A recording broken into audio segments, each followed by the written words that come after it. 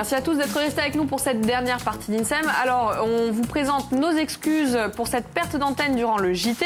A priori, tout va bien. Alors, dans cette dernière partie d'INSEM, nous allons vous parler de vos droits. Si vous pensez être discriminé sur votre lieu de travail, intimidé par les forces de l'ordre, ou si vous avez des difficultés avec les administrations, ou alors enfin, votre enfant est-il harcelé à l'école, eh bien, le défenseur des droits est là pour vous et pour faire respecter la loi. Si vous souhaitez réagir, vous pouvez nous appeler en direct au 0800 3x0 900 ou nous écrire. Francine, vous veillez. Je suis sur le poste, nous avons quelques réactions.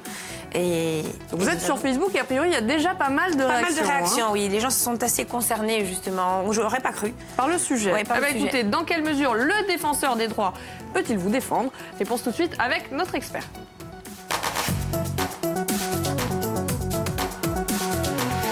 Et notre expert, c'est Félix Squarcine. Bonjour Félix et bienvenue. Bonjour Célia. Vous êtes délégué du défenseur des droits, donc à Ajaccio.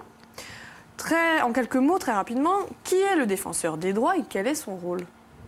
Alors le défenseur des droits, c'est M. Jacques Toubon, actuellement. C'est une autorité constitutionnelle indépendante qui relève d'une loi qui a été votée en 2008. Et M. Toubon est nommé par le président de la République pour un mandat de 6 ans.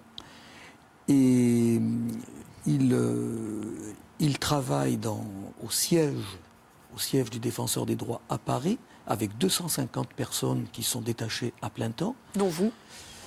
Ah non, enfin, pas non, en région, pardon. Voilà, et plus 452 délégués sur tout le territoire, comme moi.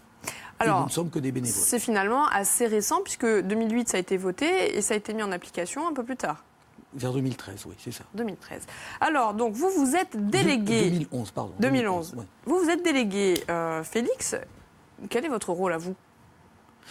Vous êtes le porte-parole, vous appliquez au nom d'eux? Alors, voilà. Bien sûr, je représente le défenseur des droits, tout comme mes pairs sur tout le territoire. Et j'essaye de répondre et de régler, si vous voulez, les problèmes et les réclamations amenées par nos concitoyens. Alors ces réclamations, si vous voulez, relèvent de plusieurs types. Alors d'abord, il faut rappeler que lorsque le défenseur des droits a été nommé par cette loi organique, il a repris quatre pôles. 4 institutions. Voilà, 4 institutions. L'ancienne HALD, l'ancien défenseur des enfants. Donc la HALD, c'est la haute autorité de lutte contre les discriminations et pour l'égalité. Tout à fait. Donc le défenseur des enfants. Et le CNDS, qui est le Comité national de déontologie de la sécurité, c'est-à-dire en fait tout ce qui représente l'ordre public. Et l'ancien médiateur.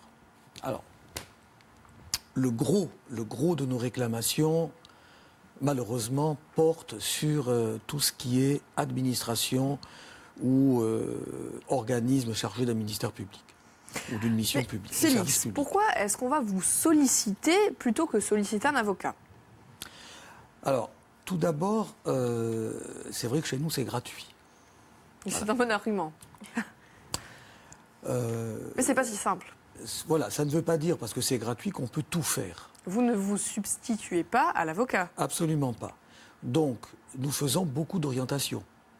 Si, par exemple, il s'agit de droits privés, par exemple, problème entre voisinage ou problème de parcelles, tout ça, on oriente à ce moment-là vers un avocat. Le bon interlocuteur. Voilà. Mais il apparaît que lorsque les gens viennent nous solliciter,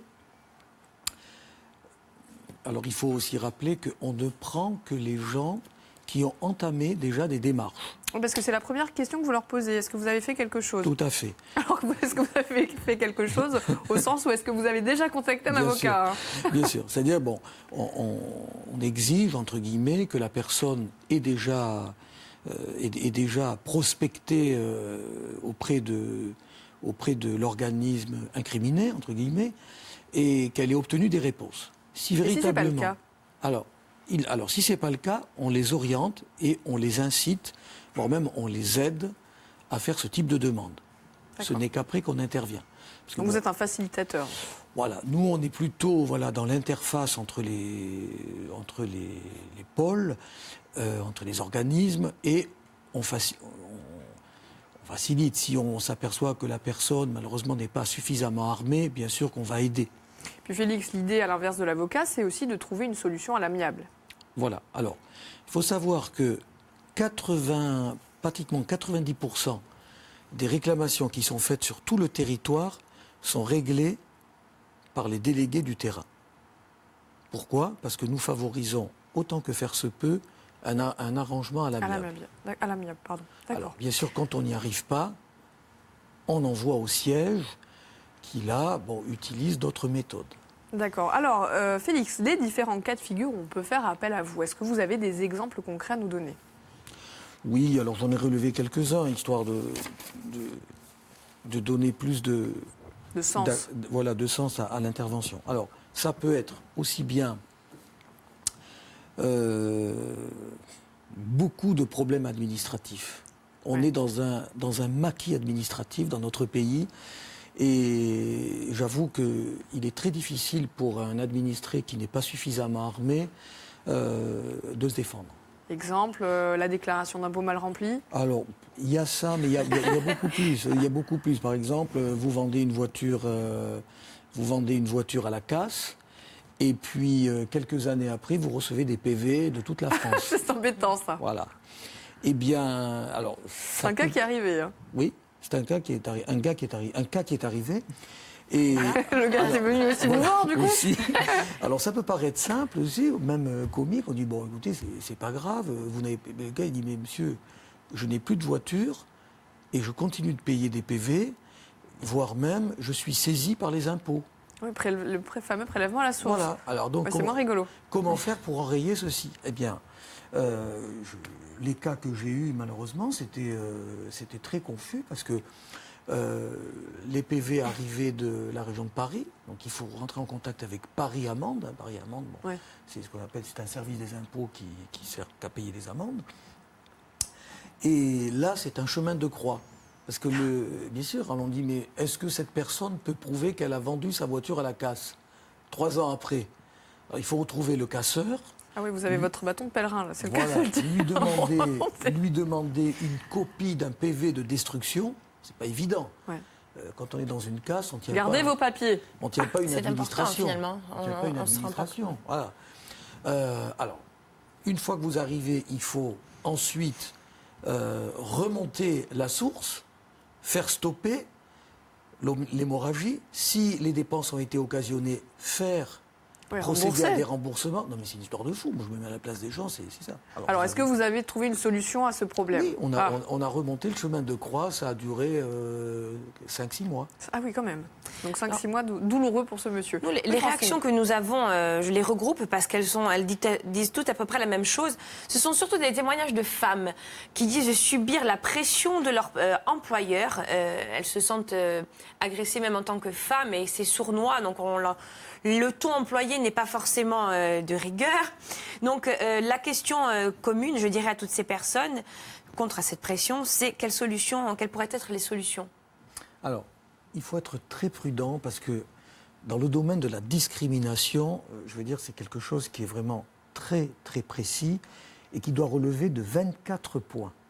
Donc vous voyez, on ne peut pas venir dans le bureau en disant « Monsieur, voilà, je suis discriminé par ma propriétaire ou par mon employeur parce que je ne suis pas blond aux yeux bleus. » Voilà. C'est vraiment très précis. Les 24 points, pour vous dire, c'est très précis.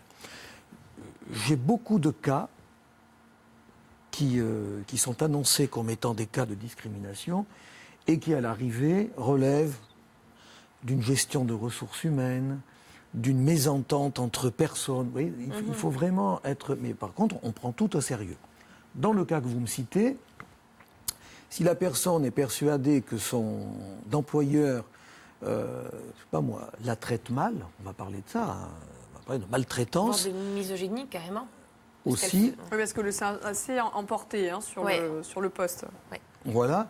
Donc, déjà, nous, on invite la personne déjà à entamer une espèce de débat. D'abord, avec la personne incriminée. Parce que c'est bien beau, des fois, d'aller déposer plainte contre quelqu'un. Si lui ne le fait pas, c'est embêtant. C'est en quelque sorte une médiation que vous faites. Oui, mais déjà, il doit y avoir la propre médiation de la personne intéressée. Et souvent, ce n'est pas le cas. Vous avez des gens qui viennent nous voir en disant « Oui, vous comprenez, j'ai un gros problème avec mon employeur, il se passe ci, il se passe ça. » On écoute tout ça, on dit « Mais est-ce que vous lui en avez parlé ?» Non. Attendez, c'est le b.a.-ba. Voilà. Mais il y a des gens qui n'osent pas faire la débarque. Mais là, vraisemblablement, le dialogue est rompu. Est rompu, tout à fait. Alors, Félix, un autre cas de figure, on parlait des violences faites aux enfants. Le voisin qui entend régulièrement un enfant se faire battre, est-ce que c'est vous qu'on va appeler ? Absolument. Alors, il faut savoir aussi que depuis très peu de temps, une loi est sortie et qui permet à un enfant, maintenant un enfant qui peut avoir 8 à 10 ans, de saisir lui-même le défenseur des droits. Donc vous voyez, c'est quelque chose quand même qui est assez, pris au sérieux. Alors dans ces cas-là, comment ça se passe ? Le voisin ou la famille ou même l'enfant lui-même vient nous saisir. Que fait-on ? Déjà, il faut bien sûr vérifier les faits. Ça, c'est... Quoi qu'il en soit, à chaque fois, on vérifie évidemment avant d'entamer des procédures. Alors, on travaille aussi en relation très étroite avec le parquet. Oui. Oui, bien sûr, on n'est pas, nous, des Robins des Bois qui partons dans la forêt comme ça. C'est pas, voilà. Nous avons des partenaires, donc parquet, préfet, voilà, tous les services. Et on essaye de mener de front une... 10 secondes, Félix, parce que l'émission est en train de filer. Voilà, et on essaye de mener de front, si vous voulez, pour essayer de réguler ceci. Mais je veux dire par là, des réponses existent. Quoi qu'il en soit, on retiendra qu'on n'hésite pas à vous contacter. Absolument. Et vous orienterez, en fonction des situations, vers éventuellement le bon interlocuteur, voire ensuite saisir jusqu'aux parlementaires, puisque le défenseur des droits peut faire voter des lois. Absolument. En moyenne, ça se résout en 3 mois, les problèmes ? Voilà, la moyenne c'est 3 mois. Quand c'est très lourd, on peut arriver jusqu'à 6 mois. Et vous, votre jour de permanence, c'est le mardi. À la préfecture d'Ajaccio. Eh bien, merci beaucoup, Félix, d'être venu sur notre plateau. Merci, Francine, de m'avoir accompagné. Demain, à votre place, on va mettre une initiative en avant. Donner une seconde vie à ces, entre guillemets, vieilles affaires, en tout cas en bon état, gratuitement et par l'intermédiaire d'un groupe Facebook. C'est possible. C'est ce qu'on va découvrir demain. Ce soir, évidemment, n'oubliez pas votre rendez-vous avec Philippe Martinetti pendant le 20h. Je vous souhaite un excellent après-midi à tous. Je vous dis à demain. Merci. Ciao. À demain.